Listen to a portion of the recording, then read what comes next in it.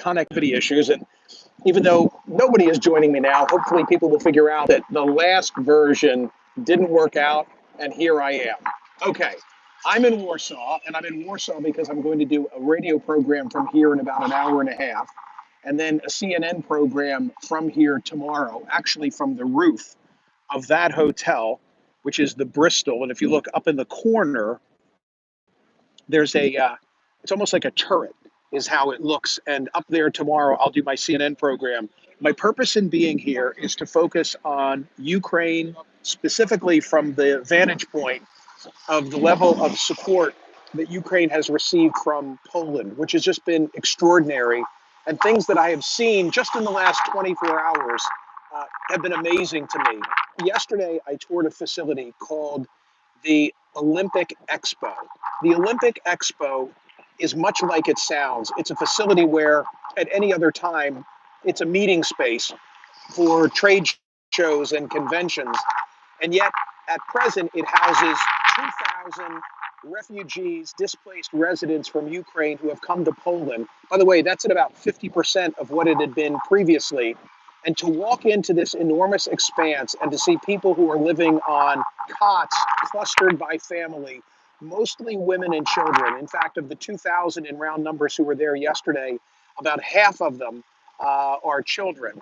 And the Poles created this out of whole cloth. I mean, just instantaneously in response to the situation in Ukraine, they created a pop-up city complete with bedding, with meals, with medical services, with psychological services, with veterinary services.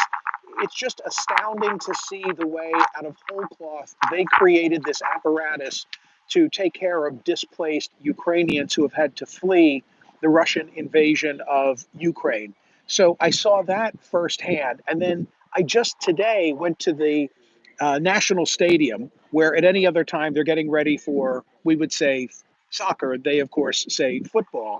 But now it's an intake center, although winding down. It had processed at different times 10,000 people on a given day. Again, individuals who came from Ukraine to Poland because they had no alternative and were welcomed with open arms. Those type of humanitarian efforts are what I'm eager to shine a light on while I'm here, both on radio and on television and via social media. You know, the poor Poles, they've been through everything. They've been through Nazism and occupation. In fact, this city where I'm located in Warsaw, only 15% of it survived after World War II. The Polish people lost a fifth of their population in World War II. So to think of what they've come through, Nazism and communism, and now to be so welcoming as a NATO nation of those who are under fire literally in Ukraine is really extraordinary. I'm here because I received a communication a couple of weeks ago from someone that I went to college with, although we really didn't even know each other then. His name is John Lynch. He's an American businessman who's been here for 30 years.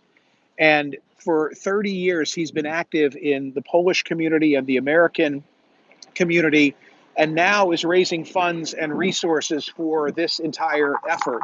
It's John Lynch who came on radio and explained to me some of what was going on, and then said to me, you know, you really ought to come over and see it. And I decided that I would. And I'm so glad that I've come here and seen the outpouring of support that the Poles have been responsible for Ukraine. I hope it lasts. I'm worried that at home, our attention is already off of Ukraine. This god-awful shooting in Texas, understandably, has caused many of us to be thinking about things other than the war in Ukraine. But Putin is still doing what he's doing. Yesterday, among the interviews that I conducted, I interviewed a family, 4 generations of women, all in this shelter together. And I interviewed them all to talk about Kherson, which is the Russian-occupied city, or it was at the time, that they had to vacate with literally the clothing on their back. So here I am, and they're sleeping on cots as I'm interviewing them, and that's all the possessions that they have, and they don't know what waits for them if and when they ever get home. I interviewed a 14-year-old named Maxim, who has been there for 4 months and 3 months, and when I said to him, what's the worst part? He said that he worries about his mother.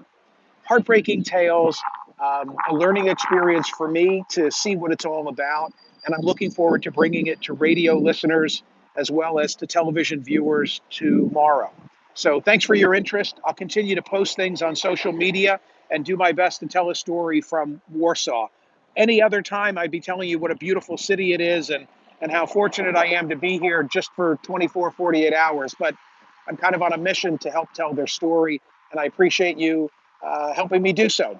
Have a great day, and I'll see you soon on radio.